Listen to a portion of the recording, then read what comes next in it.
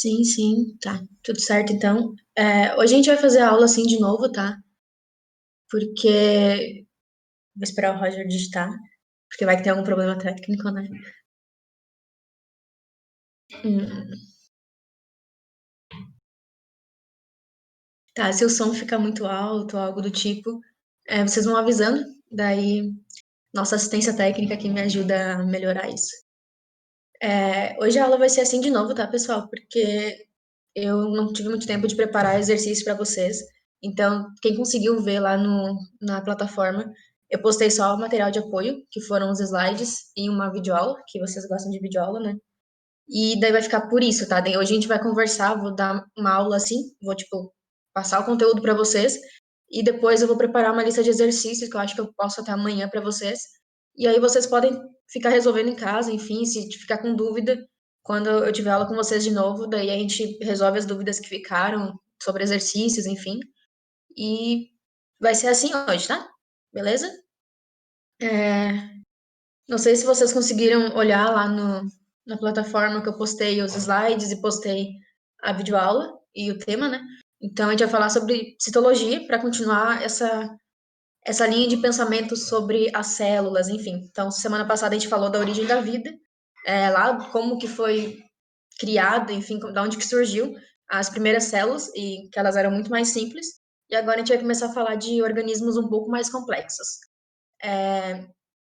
Então, a gente vai, para falar de citologia, a gente tem que entender o que a citologia trata. Então, a citologia, ela vai explicar, a gente vai falar em citologia sobre o que é uma célula, mas não simplesmente o que é uma célula, e sim o que forma uma célula, quais as estruturas necessárias, e dentro dessas estruturas, quais as diferenças que existem dessas estruturas dentro dos tipos celulares, porque acho que todo mundo já viu que existe células procariontes e células eucariontes. E dentro das células eucariontes existem as eucariontes animais e vegetais. E também todas as outras classificações que vão dos seres vivos, né? Árqueas, protozoários, fungos, etc. Isso vocês não vão ver comigo, mas é só para explicar que são tipos celulares distintos, cada um com a sua função, cada um com as suas estruturas, algumas mais específicas do que outras. Então, aqui a gente meio que começa. São as partes mais básicas para a gente entender os outros tipos, tá? Então, só um contexto histórico para a gente, que eu acho bem interessante quando a gente fala em citologia, que lá em 1660 e poucos, tinha um cara, um estudioso que é o Robert Hooke, se eu não me engano, e é muito engraçada a história sobre da onde surgiu as células, o nome células. Ele era 1600 e tanto, é bem antigo, né? Então, ele tinha um microscópio muito rudimentar e ele estava analisando um pedaço de cortiça, que é como se fosse uma casca de uma árvore, mas é de origem vegetal.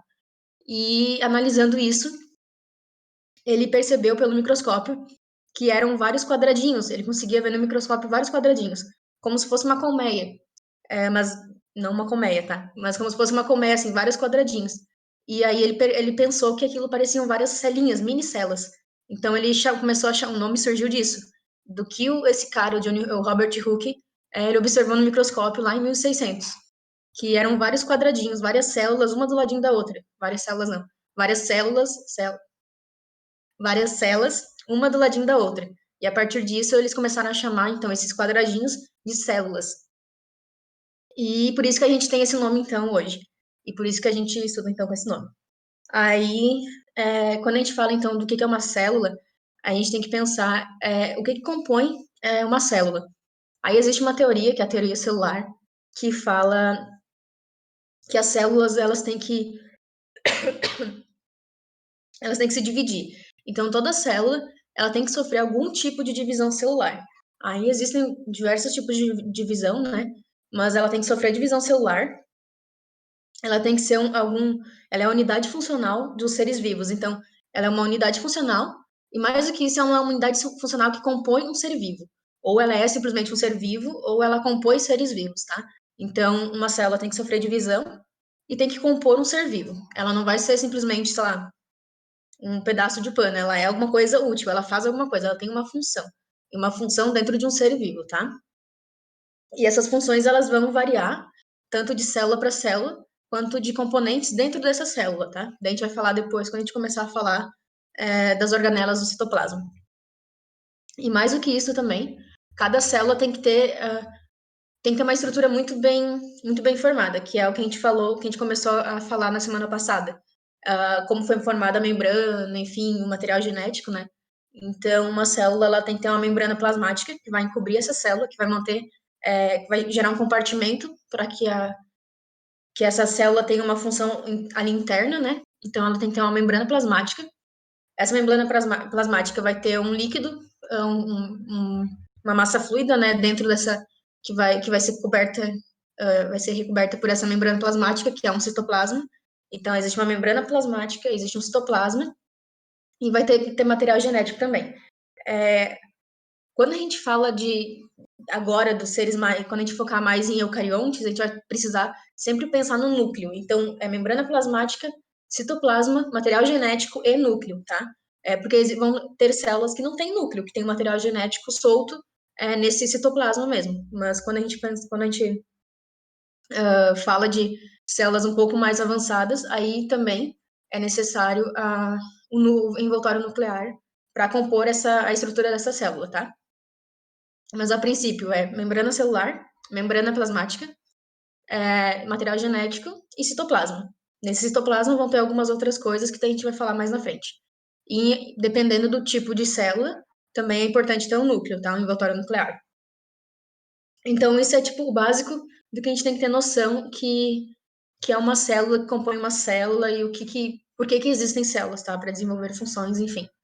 E a partir disso a gente começa a falar dos tipos de célula, dos procariontes e dos eucariontes. Então, a gente sempre vem do mais rudimentar até o mais complexo. Então, a gente vai falar primeiro dos procariontes, porque eles são mais simples, têm menos estruturas complexas, porque eles têm uma gama de estruturas também. Inclusive, bom, no final da aula eu falo, mas eu vou querer que vocês façam uma atividade em casa exatamente para conseguir gravar bem as estruturas de cada tipo celular, tá? Mas, enfim. O procarionte é aquela bactéria básica, normal, que a gente vê em qualquer livro de biologia, que eu acho que todo mundo já deve ter visto, que é como se fosse uma cápsula, uma coisinha redondinha. Eu não tenho meu quadrinho aqui para desenhar para vocês, desculpa, mas se vocês olharem nos slides ou até na videoaula, qualquer coisa na internet, ela é como se fosse uma cápsula com com uma parede celular, uma membrana plasmática e uma cápsula também. Então, existe uma cápsula que protege, existe uma parede celular e existe a membrana plasmática, que eu falei para vocês que toda célula tem que ter membrana plasmática. O que ela tem a mais é uma característica de cada tipo de célula, tá? Então, as células procariontes têm uma membrana celular, uma membrana plasmática. E mais que uma membrana plasmática, eles têm uma parede celular e também tem uma cápsula que é como se fosse que gerasse proteção para essa célula. Aí se vocês verem as figurinhas, eles têm como se fossem uns cabelinhos, umas coisinhas nessa cápsula, que são chamadas de fímbrias. E as fímbrias ajudam, principalmente ela tem uma função na reprodução dessas células, tá? Vocês vão ver isso, acho que não sou eu que dou isso para vocês, acho que é o Aleph, mas que fala sobre os tipos de reprodução de alguns tipos celulares. Então, as fímbrias vão ser importantes em alguns tipos de reprodução. Elas têm os procariontes também têm um flagelo, que é muito similar ao flagelo dos espermatozoides, tá? É simplesmente uma cauda que ajuda na movimentação dessas células. Dentro dessa cápsula, dessa parede celular, dessa membrana, vai existir então o citoplasma, que é necessário para compor uma célula. E nesse citoplasma, então, é um líquido fluido normal, e nesse citoplasma vai ter disperso o material genético, que é o DNA nucleóide desses protozoários. Então, eles têm um material genético, só que não é chamado de DNA como o nosso material genético, que está envolto no núcleo e tudo mais. É um DNA nucleóide, porque ele é uma fita totalmente dispersa nesse citoplasma. As bactérias, os protozoários,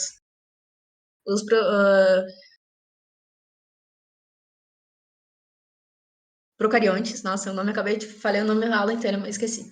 Os procariontes, eles têm também um outro material genético, que é um material genético muito interessante, e na biotecnologia a gente usa pra caramba, eu acho que eu já falei pra vocês, que é o plasmídio. Então, o plasmídio é um material genético, como se fosse um DNA circular, ele é simplesmente uma argola. E esse material genético, ele não, ele não, é como se ele não servisse para nada nas bactérias, nos procariontes, mas a gente utiliza muito ele na biotecnologia, tá? Então, é outra estrutura que compõe as células, os seres procariontes. E assim como nos eucariontes, os procariontes também têm obrigatoriamente os ribossomos, que são organelas. Ribossomo é uma organela, depois a gente vai falar um pouquinho mais dela. E toda célula tem ribossomo, tá? É a única organela que a célula procarionte tem. Ele é uma organela, só que ele não é uma organela tão complexa como o complexo de Golgi, retículo, enfim. Ele é simplesmente ele tem um compartimento, mas não é como se ele fosse um compartimento com outras estruturas dentro, como são as outras organelas. Então, quando a gente fala que célula procarionte não tem organela, isso é real, porque por mais que o ribossomo ele seja classificado como uma organela de forma geral, ele não tem a estrutura como das outras organelas, tá? Ele simplesmente serve para sintetizar proteínas, né? Ele participa da síntese proteica. Então, as proteínas são muito importantes para desenvolver as funções celulares, enfim. Então, as células, os procariontes também têm ribossomos, tá? Então, os ribossomos auxiliam na síntese proteica desses tipos celulares, desses procariontes. Então, a célula procarionte tem todas essas estruturas, tanto de cápsula quanto para movimentação, para reprodução.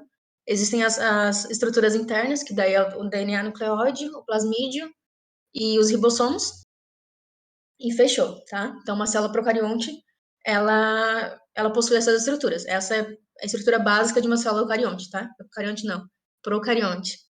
E aí, dentro das células dos organismos procariontes, a gente tem que falar dos tipos. Então, por exemplo, as árqueas são um tipo de seres procariontes. E qual é a característica de uma célula, de um ser, de uma árquea? Eles são caracterizados por viverem em condições muito extremas. Então, se vocês forem lá não sei como é que chama, a saída lá do vulcão, a boca lá do vulcão, se vocês forem no vulcão, tipo, meio que em atividade, lá vai ter uma temperatura super elevada, completamente incompatível com muitos tipos de vida. Só que, se vocês conseguirem uma amostra de alguma coisa lá, enfim, e analisar isso, vai ter célula, vai ter vida. Por quê? Porque existem células que conseguem viver nessas condições. E essas células são as árqueas, tá? Enfim, nos vulcões, tem algumas águas termais também, tem as temperaturas muito elevadas. E outras situações, por exemplo, tem as árqueas metano. Deixa eu ver se eu tenho o nome aqui. Metanogênicas, que elas conseguem sobreviver, por exemplo, num ambiente que é o estômago de uma vaca, que é completamente incompatível com vários tipos celulares. Mas esse tipo de árquea consegue sobreviver nesse tipo de ambiente. Existem outros tipos que conseguem sobreviver em ambientes completamente salinos, que outras também não conseguiriam sobreviver. Então, as árqueas são essa classificação que elas conseguem se adaptar, não é que elas conseguem se adaptar, né? Mas elas foram, conforme a evolução, enfim, elas conseguiram se manter vivendo nesses ambientes. Então, outros tipos não conseguiriam sobreviver. Daí os tipos de as árqueas. Sobre a divisão, sobre a reprodução de alguns procariontes, né? Existem dois principais, que é a conjugação e a divisão. Aí, no caso, a divisão é simplesmente é, uma bactéria com um material genético que vai virar duas exatamente igual. Então, é como se fosse uma meiose, onde uma bactéria vira duas, tá? Só que a gente está falando de uma bactéria. Então, ela só se divide no meio, não existem centríolos que ajudam a puxar material genético, nem nada. Simplesmente se divide em duas. Uma bactéria vira duas. Aí a conjugação já utiliza as fibras, que vão. Existe uma bactéria doadora, uma bactéria receptora. Aí a bactéria que é doadora tem toda essa estrutura que a gente conversou interna, né? Ribossomos, DNA nucleóide e plasmídio. E a bactéria que vai ser a receptora, ela tem seu DNA nucleóide, mas ela não tem o plasmídio. Então, elas vão se aproximar e pela atividade dessas fibras, elas vão fazer como se fosse uma ponte de uma bactéria para outra. Então, tem duas cápsulas e essas fibras vão gerar uma ponte entre essas duas cápsulas, entre essas duas bactérias. E a bactéria que tem um plasmídio, que é a doadora, ela vai transferir esse plasmídio para uma bactéria, uma cópia, né, desse plasmídio para a bactéria receptora. E assim é como se fosse uma bactéria completamente nativa, vai se tornar ativa, vai receber um plasmídio e isso vai caracterizar então a reprodução, tá? Bom, acho que de procarionte era isso. É muito básico, muito claro, muito primordial, porque agora, depois, quando a gente pensa na evolução, né, aí foram surgindo as bactérias, foram englobando outras bactérias, outras estruturas, e foram surgindo os compartimentos dentro dessas bactérias tão primordiais. Então, é, pensando na evolução, né, sempre veio primeiro o procarionte, uma célula assim tão básica e clássica, com nenhuma grande complexidade ali no seu interior, principalmente. E até agora, o que a gente vai falar dos eucariontes. Aí os eucariontes, eles são divididos que é uma célula vegetal ou animal. Aí dentro desses dois tipos celulares, eles têm suas particularidades, tá? Mas, de modo geral, uma célula eucarionte ela é caracterizada por ter principalmente um envoltório nuclear. Então, o núcleo, ele não vai, o núcleo não. Então, o material genético de uma célula eucarionte não vai estar disperso no citosol, no citoplasma, como na célula procarionte que a gente acabou de falar. O material genético, então, de uma célula eucarionte vai estar contido dentro de uma estrutura que é o envoltório nuclear. Isso, perfeito. Aqui a gente tem o desenho de uma célula animal e vegetal, aí vai ter as suas particularidades. Obrigada, Gabriel. Aí tem as suas particularidades, né? Que depois a gente vai falar. Mas, de modo geral, as células têm uma membrana plasmática também. Elas têm um envoltório nuclear que contém o núcleo, que contém o material genético, não, o DNA. E tem várias outras estruturas. Mas tá ótimo. E várias outras estruturas dentro do citoplasma, que também é uma outra característica que tem que conter nas células, né? E nesse citoplasma vão ter compartimentos que vão ser chamados de organelas. Então vai ter a mitocôndria, vai ter o retículo endoplasmático liso, rugoso, vai ter o complexo de Golgi, vão ter lisossomos, centríolos, é, é isso. E os ribossomos também, que eu acabei de citar aqui, é uma organela, só que não é uma organela como se fosse um compartimento com várias estruturas internas, né?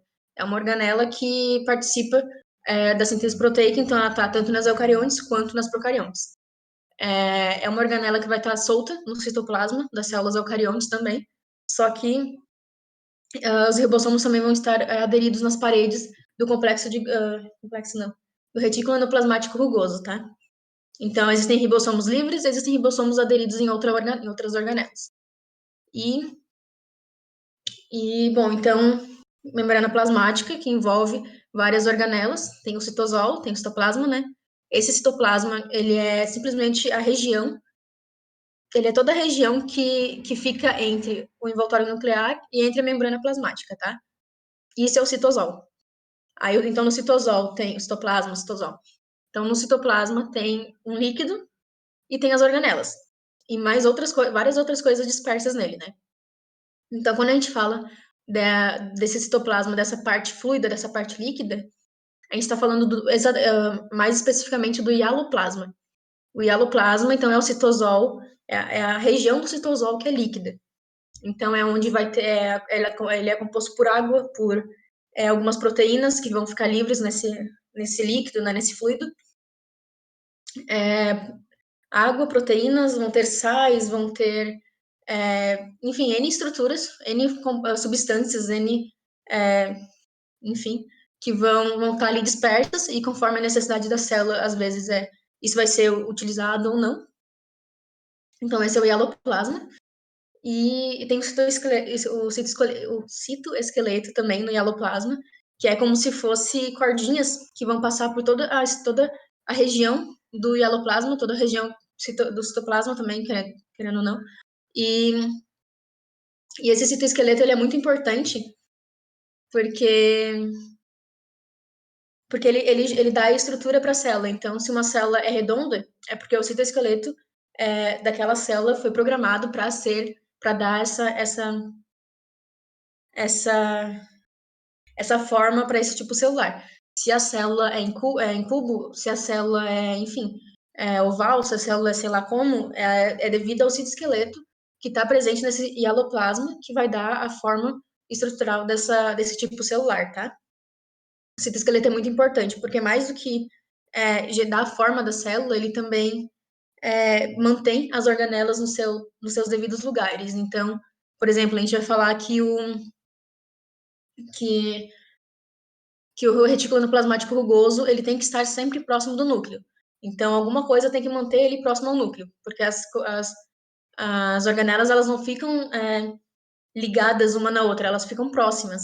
Então, o retículo endoplasmático rugoso tem que estar próximo ao núcleo.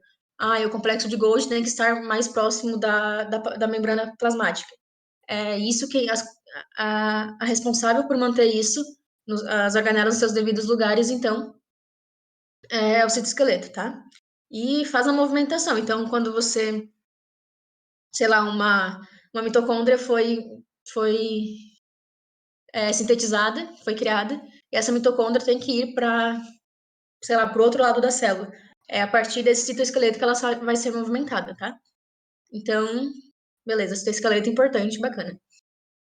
Aí as organelas, então. Cada organela ela tem um papel fundamental e muito importante dentro de todo o conjunto todo o conjunto que é uma célula eucarionte, tá? Então, o núcleo é muito importante porque protege todo o material genético, né? Acho que a gente já falou bastante de núcleo quando a gente falou de informação genética. O núcleo ele deixa esse material genético protegido, guardado, porque o material genético ele é muito importante e dependendo do que acontecer com esse material genético, isso pode até acarretar em, por exemplo, em alguns tipos de câncer, né? Então, não é muito bacana. Não é muito bacana deixar esse material genético desprotegido. Então, o núcleo ele existe um pouco muito para isso. Existe o núcleo, então. Logo em seguida, do núcleo, que fica muito próximo ao núcleo, tem o retículo endoplasmático rugoso, que é uma estrutura, uma organela que tem ribossomos aderidos na parede dela. E por que ela tem ribossomos aderidos na parede? Por que ela vem logo em seguida, logo ao lado, logo sempre nas proximidades do núcleo? Porque os ribossomos, eu já dei alguns spoilers, né? Que ele participa da síntese proteica. E isso a gente consegue lembrar quando fala lá da aula de informação genética. Lembra que existia o RNA ribossômico, que era uma estrutura uma molécula de RNA aderida no ribossomo. Então, ele participava lá dos rolês de ligar cada aminoácido, enfim, junto com a RNA transportador e tal. Então, ele é muito importante para a síntese proteica, ele tem um papel fundamental. Tanto que ele também está presente em células procariontes. Então, esse retículo endoplasmático rugoso, com ribossomos aderidos, ele participa da síntese proteica, tá? Os ribossomos livres e os ribossomos aderidos no retículo endoplasmático rugoso têm papel na síntese proteica. O retículo endoplasmático rugoso, então, ele participa da síntese proteica, tá? E o retículo endoplasmático liso, que daí ele não vai estar próximo do núcleo, ele participa da síntese de outras estruturas. Então, por exemplo, o lisossomo, que é uma organela que também está na célula, que também está nesse citoplasma. Os lisossomos, eles são sintetizados no retículo endoplasmático liso. E mais do que isso, o retículo endoplasmático liso também sintetiza alguns lipídios esteróis que vão dar origem, então, por exemplo, a alguns hormônios. Então, eles são essa estrutura, essas substâncias que vão dar origem a hormônios são sintetizadas no retículo liso, e as proteínas as principais proteínas, enfim, que geram todas as funções celulares, como a gente já falou, né, em outras aulas, essas proteínas são sintetizadas no rugoso. Aí tem o complexo de Golgi também, que é outra organela. Uma organela muito importante, muito bacana, porque o complexo de Golgi ele recebe todas as proteínas que concluíram a síntese e ficaram armazenadas no retículo endoplasmático rugoso. O complexo de Golgi recebe essas proteínas e ele cria uma cápsula, uma vesícula nessas diferentes proteínas, e ele é o cara que vai gerar. É como se ele fosse os correios. Ele vai arrumar tudo essas proteínas e vai mandar elas para os seus devidos lugares. Então, dependendo do tipo de proteína, ele vai adicionar algum glicídio nessa proteína. Então, por exemplo, proteínas de membrana, é importante em alguns tipos delas, né, terem glicídios acoplados nessas proteínas. Então, uma glicoproteína. Essa glicoproteína, ela vai ser formada, ela precisa passar pelo complexo de Golgi, porque é o complexo de Golgi que vai aderir uma molécula de glicídio numa molécula, numa proteína que foi formada lá no rugoso. Então, o rugoso cria proteínas simples, ele faz, então, é nele que é concluída a síntese proteica, então toda a cadeia, todas a união de diferentes cadeias e a estrutura geral, estrutura globular de uma proteína, e fica ali guardadinho, mas não vai servir para nada, só fica guardado. E quando manda para o complexo de Golgi, o cara, sei lá, seja um glicídio, ou seja simplesmente empacotar numa vesícula e enviar para uma outra organela. Então, vamos supor que os lisossomos eles trabalham eles têm a função de digestão celular, tá? Então, vamos supor que os lisossomos precisam de enzimas. Eles precisam de enzimas, tá? Mas vamos supor que ele está sendo formado e não tem ainda as enzimas necessárias para a atividade dele. Aí ele precisa de enzima. Enzima é uma proteína. Então, a partir do complexo de Golgi, depois vai ser criada a enzima, enfim, o retículo endoplasmático rugoso vai armazenar e vai mandar para o complexo de Golgi. O complexo de Golgi vai receber essas enzimas, vai empacotar elas e vai endereçar elas para o lisossomo. Aí vai essa vesícula que foi liberada pelo complexo de Golgi, vai adentrar o lisossomo, enfim, daí lá dentro ela vai ser solta e vai ter a função dela como enzima. E já puxando então para o lisossomo. Gente, se vocês não estiverem entendendo alguma coisa, vocês podem falar, tá? Se, sei lá, não entendi nada que é o complexo de Golgi, daí é só falar que a gente retorna, tá? Enfim, daí os lisossomos, eles trabalham na digestão celular. Acho que todo mundo tem um pouquinho de noção que a gente não falou de fisiologia ainda, né? Mas é que o nosso estômago ele tem um pH mais ácido. Ele tem enzimas, então, que trabalham em pH mais ácido. No lisossomo é quase a mesma coisa. Ele tem enzimas que são chamadas de hidrólises ácidas, que vão ajudar na digestão, então, de diversas estruturas e, enfim, se a célula englobou alguma substância extracelular que ela não vai usar, ou alguma substância entrou nessa célula e não é bacana ela ficar solta no hialoplasma, são os lisossomos que vão englobar essa proteína dentro do hialoplasma e vão gerar a digestão dela, para que essa substância que estava na célula seja digerida para não fazer, enfim, não gerar nenhum mal para a célula. Então, os lisossomos, eles fazem toda uma limpeza do interior da célula, e existem diferentes tipos de digestão, então, acho que tem diferentes nomes, a heterólise, autólise, autofagia e apoptose.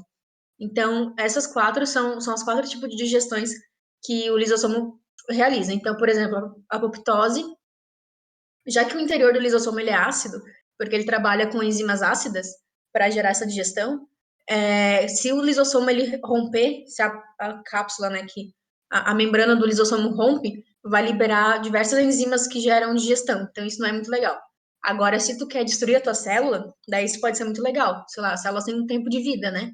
Então, por exemplo, a apoptose, esse lisossomo é como se ele fosse romper a parede dele, né? Fosse explodir no núcleo. Então, o lisossomo vai até o núcleo, a membrana do lisossomo se rompe na membrana do núcleo. E assim acontece a apoptose, onde é a destruição, a morte programada, que, enfim, tem outras. Isso é uma cascata de reações, tá? A apoptose, mas, a grosso modo, é a membrana do lisossomo se rompendo na membrana do núcleo e assim destruindo todo o material genético dessa célula. Se tu destrói o material genético, a célula morre. Outra forma é a autólise, que é quando essa membrana do lisossomo, ela faz esse mesmo processo de se romper, mas ela se rompe na membrana plasmática. Então, vai abrir um buraco na membrana plasmática e vai misturar meio intracelular com meio extracelular. Isso nunca é muito legal, tá? Isso gera, então, a morte da célula por autólise. Enfim, aí quando se entrar algum organismo dentro dessa célula, é o lisossomo que vai englobar e vai gerar a digestão dele, né? Seja às vezes, inclusive, quando uma organela por exemplo, uma mitocôndria já passou o tempo de vida dela, ela já não está sendo mais útil, ela tem que ser descartada. É o lisossomo que vai lá, vai fagocitar essa mitocôndria que já não é mais útil, que é chamada de autofagia, e vai digerir essa mitocôndria para que outras possam ser sintetizadas, tá? Então, foi lisossomo, foi ribossomo, foi os centríolos. Os centríolos são uma estrutura que são vários, como se fossem vários canudinhos em círculo, juntinhos em círculo, assim. E esses centríolos, eles são muito importantes para a divisão celular. Então, quando a gente falar de meiose e mitose, vocês vão sempre ver dois tubinhos nas laterais das imagens, que são os centríolos. Esses centríolos são quem vão é o cara que vai separar o material genético. Então, eles vão ficar nas extremidades celulares e vão separar os cromossomos no momento da divisão celular, tá? Da meiose e da mitose. Então, eles são muito importantes para a divisão celular. E eles compõem também os cílios e os flagelos. Os cílios, depois vocês vão em algum momento na fisiologia, da histologia, a gente fala sobre cílios, células ciliares. Então, os centríolos são importantes nisso. E os flagelos, né, que por exemplo, a cauda do espermatozoide. Então, os centríolos são importantes para isso também. E centríolo foi, então, retículos, complexo de Golgi. E é isso, povo. Então, essas são as organelas que compõem a célula eucarionte. Todos esses compartimentos dessa imagem que o Gabriel falou, cada compartimento desses é uma organela. E essa são as grandes diferenças de uma célula procarionte para uma célula eucarionte. Aí existem outros compartimentos importantes que não que são característicos de um outro tipo de célula eucarionte, que daí agora, no caso, uma célula, por exemplo, uma célula animal, tem tudo isso que a gente falou, tá? Centríolo, lisossomo, complexo de Golgi, retículo rugoso, liso, tá? Tem tudo isso. E quando a gente fala de uma célula vegetal, ela tem, por exemplo, uma parede celular, que não tem na célula eucarionte animal. A gente só tem a membrana plasmática e pronto, acabou a nossa conexão, digamos assim, entre todas as células, né? Porque a gente está estudando aqui uma célula, né? Mas a gente tem que ter em mente que, sei lá, num pedacinho, na minha pontinha do meu dedo, existem milhares dessas, umas do ladinho da outra. E é assim que elas se conectam, uma próxima da outra, tá? Claro, depende do tipo celular, vão ter algumas especificidades, mas daí isso a gente vai falar lá na frente, tá? Mas é assim, é uma do lado da outra. Já quando a gente fala de uma célula vegetal, ela tem aquela coisinha que dá para ver ali na imagem do Gabriel, que é como se fosse tá mais esverdeada, eu acho, né? Se não estão enxergando bem. Isso é a parede celular, tá? E é importante porque gera uma maior proteção para as células vegetais e também uma melhor mobilidade e ajuda na conexão delas, tá? Então, as células vegetais têm essa parede celular. As células vegetais também têm uma outra organela que é muito importante, a gente falou bastante dela quando falou de fotossíntese, que é os cloroplastos, que é a célula que absorve a luz solar, enfim, que tem a pigmentação e tal, e participa da fotossíntese, que é um processo muito importante. E isso a gente pode falar desde então a aula passada, que foi importante para toda a evolução, para que a gente esteja aqui hoje. E mais do que isso, é importante para ainda, porque gera toda a liberação de oxigênio, né? Então, os cloroplastos é uma organela completamente característica de uma célula vegetal. E existem os vacúolos também, que não tem numa célula animal, que é característico de uma célula vegetal, que ele é como se fosse ele é uma estrutura que armazena principalmente água e algumas outras substâncias que é para que a célula possa, alguns tipos celulares, né, de célula vegetal possa continuar a se manter. Por exemplo, na falta de água, ela não, em momentos, né, de falta de água, ela tem esse armazenamento para continuar suprindo, né, as suas necessidades. Então, os vacúolos, os cloroplastos e a parede celular são estruturas completamente únicas de uma célula vegetal, uma célula eucarionte vegetal. E todo o resto que a gente falou de uma célula eucarionte animal. Os centríolos e os lisossomos, eles não são muito comuns numa célula vegetal, mas não é regra, tá? Então, dependendo do tipo de célula vegetal, podem haver centríolos e podem haver lisossomos, mas depende muito do tipo. E é isso. Aí, outra coisa que é interessante a gente ter noção, porque a gente tá jogando todos os tipos todas as organelas, enfim, e só que elas variam de um tipo celular para outro, tá? Pensando numa célula eucarionte animal normal, tá? Pensando em nós. Dependendo do tipo celular, essas organelas vão estar mais presentes ou menos presentes. E também vão ter uma localização mais específica dentro desse aloplasma, tá? Desse citoplasma. Então, por exemplo, uma célula que tenha uma atividade, que tenha explosões de atividade, e ela precisa de muita proteína, porque ela tem momentos de explosão, como, por exemplo, uma célula muscular ou uma célula do sistema nervoso central, né, um neurônio. São células que demandam muito, então, se elas demandam muito, elas precisam de muita síntese de proteína. Se ela precisa de muita síntese de proteína, ela vai ter que ter organelas elas vão ter que ter organelas que gerem a síntese proteica. Então, ela vai ter muito ribossomo, ela vai ter muito retículo endoplasmático rugoso, porque é no retículo endoplasmático rugoso que conclui a síntese proteica, no retículo endoplasmático rugoso que as proteínas ficam armazenadas para depois serem liberadas, enfim, para o complete Golgi, etc. Mas ela precisa de muita proteína, então ela vai precisar de muito retículo para sintetizar e armazenar essas proteínas, para em momentos de explosão só liberar para a próxima organela para que essas proteínas possam ser usadas dentro dessas células, tá?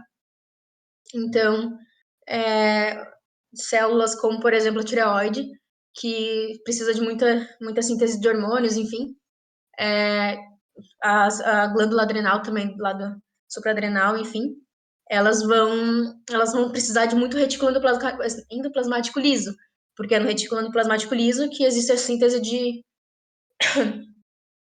Desculpa. Eles vão precisar de muito complexo de Golgi, porque elas vão precisar liberar muito esses hormônios. Então, se tu é uma célula que secreta hormônio, tu precisa de uma organela que gere a secreção, o empacotamento desses hormônios e a liberação deles. O complexo de Golgi, como eu falei para vocês, ele pode mandar, ele endereça essas proteínas para, por exemplo, membrana plasmática ou para outras organelas. E mais do que isso, então, ele também consegue conectar essas proteínas que estão dentro de uma cápsula, de uma vesícula, na membrana plasmática e gerar a excreção dela. Então, não precisa necessariamente o complexo de Golgi mandar uma proteína para ficar na membrana. Ele também consegue fazer com que essa proteína que foi sintetizada simplesmente seja liberada, tá? Então, em glândulas assim como a tireoide, que gera liberação de certos hormônios, tu vai ter mais organela, complexo de Golgi, nessas células dessa estrutura. Aí o retículo endoplasmático liso, ele participa muito da síntese dos lipídios esteróis. Então, por exemplo, nos ovários, nos testículos, que é onde sintetiza o estrógeno e a testosterona, tu vai ter um pouco, nas células dessas regiões, tu vai ter mais retículo endoplasmático liso, para tu poder sintetizar mais esses hormônios, tá? E então, dependendo do tipo celular, tu vai ter um aumento da necessidade de algumas organelas. Então, por exemplo, esse desenho que o Gabriel mandou é um desenho padrão clássico que a gente usa para estudar. Mas não é como se fosse assim em todos os tipos celulares, em todas as regiões do nosso organismo, tá? Em alguns casos, tu vai ter, sei lá, 2 mitocôndrias, porque não precisa de muita energia, e vai ter muito complexo de Golgi, porque tu precisa excretar muita coisa. Então, depende do tipo celular, depende da região do organismo, tu vai ter mais ou menos organelas. Teve uma questão do Enem uma vez, que era bem mais ou menos isso, sabe? E quando eu encontrar, que eu pretendo postar os exercícios para vocês até amanhã, para vocês terem algum material para testar isso, né? Aí, aí vocês vão ver que é importante ter essa noção da função de cada organela, porque dependendo do tipo celular e da região, essa quantidade varia, tá? Sim, é bem importante ter todas sim. Só que daí em diferentes quantidades, tá? Porque toda célula precisa de proteína. Então, tu não tem como ter uma célula sem ribossomo ou sem retículo endoplasmático rugoso, porque tu tem que sintetizar proteína em algum momento. Tu tem que encapsular, tu tem que botar elas dentro de uma vesícula e mandar para a mitocôndria, para mandar para a membrana. Então, tu vai ter que ter complexo de Golgi. Tu precisa de lisossomo dentro da célula para gerar digestão e manter o equilíbrio dentro dessa célula. Então, tu tem que ter lisossomo. E para tu ter lisossomo, tu também precisa de um retículo endoplasmático liso. Então, todas elas juntas criam toda essa logística, vamos chamar assim, celular. Tu precisa de tudo, só que em diferentes quantidades, dependendo do tipo celular. Então, o coração é um músculo que não para. Então, ele precisa de muita proteína, ele precisa de muita atividade, por exemplo, na mitocôndria. As células do miocárdio vão ter muita mitocôndria, porque ele não para, por exemplo. Olha, de células vegetais eu não sei falar muito, porque não é minha parte muito o rolê vegetal, né? Mas sim, porque da mesma forma, tu precisa de proteínas, tu precisa de uma reserva de água, que os vacúolos fazem, tu precisa de cloroplasto não precisa nem, eu acho que isso tem que estar bem claro para vocês, tá? Uma célula vegetal precisa de cloroplasto, porque precisa fazer fotossíntese, precisa de mitocôndria, porque alguns processos é importante ter mitocôndria, porque mesmo que eles façam a fotossíntese, eles também fazem respiração celular, que é uma característica da mitocôndria, como a gente já falou em metabolismo. Então, a célula vegetal também precisa de todas essas organelas e que compõem ela, porque é isso que caracteriza uma célula eucarionte, sabe? Todas essas organelas juntas, dentro de uma membrana plasmática, é o que caracteriza a complexidade de uma célula eucarionte. Aí a única coisa mesmo é a diferença da quantidade de cada organela, dependendo do tipo celular. Do tipo celular, quando eu falo, eu me refiro mais a nós, seres humanos, tá? O nosso organismo. Eu respondi? Deu para entender certinho? Sim, certo. Só esperar a Laura digitar. E parou de digitar. E então, pô, acho que era mais ou menos isso, tá? Eu não tinha preparado exercício, então por isso eu não mandei. Mas amanhã eu mando para vocês. Daí fica para vocês fazerem em casa, quando estiver estudando, enfim. E daí a gente conversa sobre exercícios, se vocês quiserem depois. Tinha outra coisa para falar.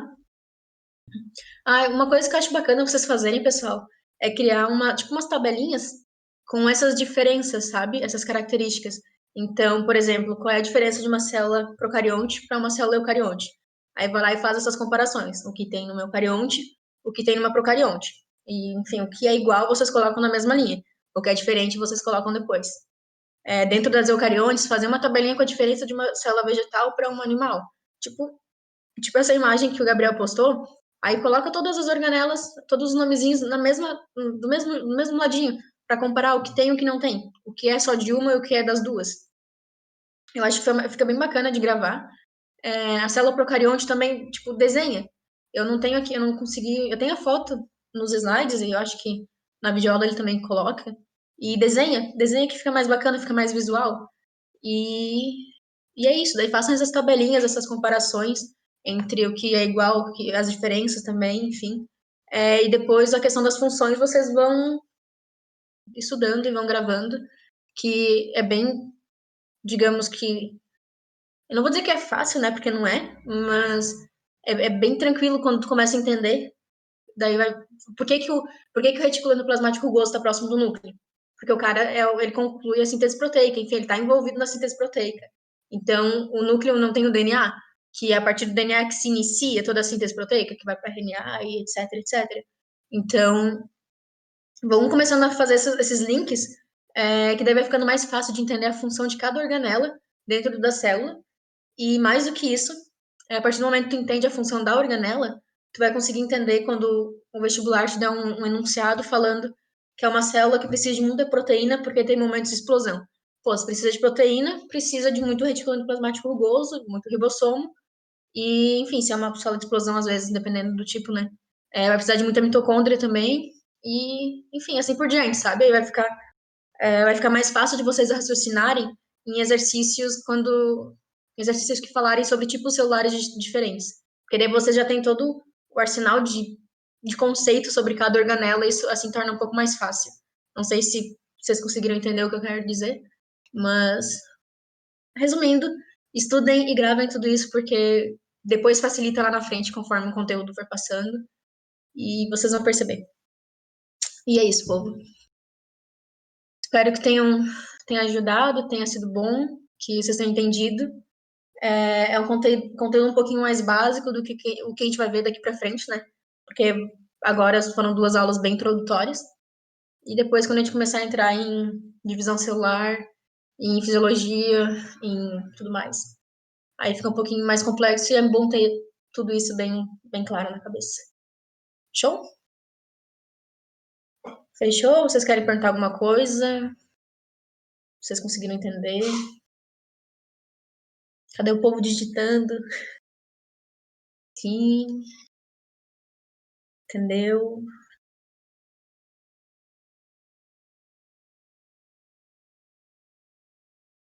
Ficou tudo bem claro? Então tá. Então até a próxima. Não sei se eu vou dar aula semana que vem. Não sei se o Aleph vai pegar ou se vai ficar por isso. Então qualquer coisa até semana que vem. Ou até outro dia. Esse casaco eu roubei do meu irmão porque eu tava com frio mesmo. Mas ele é lindo, Roger. Ele é lindo. Depois eu te mandar fotos. E eu acho que ele deve ter comprado em algum brechó aqui de Porto Alegre, porque vem pro Porto Alegre que tu vai achar de tudo. Roupas assim pra mais, tá? É só isso. Então, boa noite, povo. Boa noite. Hum, hum.